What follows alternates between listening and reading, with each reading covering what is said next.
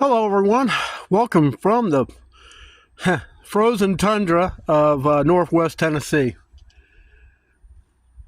It doesn't show radar indicated snow, but yet it's snowing.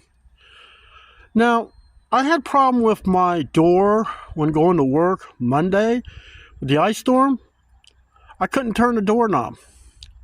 So it's something that I learned over the years, mainly on the way of rust while living in Florida. Well, I decided I'm going to do it here. Let me show you the door. I'm going to tell you what I'm going to do. I'm going to need both hands to do it, then I'll show you when it's done. It's only temporary, just for the winter time, and I can always remove it when the winter's done. This is a problem. There's no roof.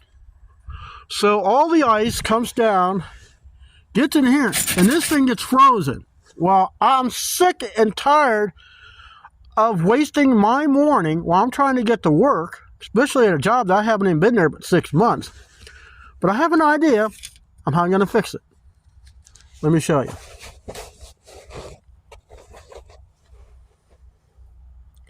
This was a floor mat for kitchen. Lasts a long time.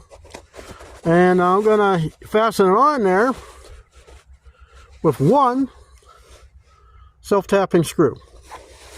And we're going to use my Craftsman impact, put it on.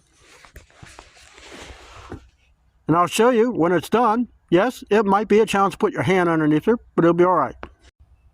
Oh, it's a challenge, but so when you want to go in and out, when you go in, you just turn this thing down.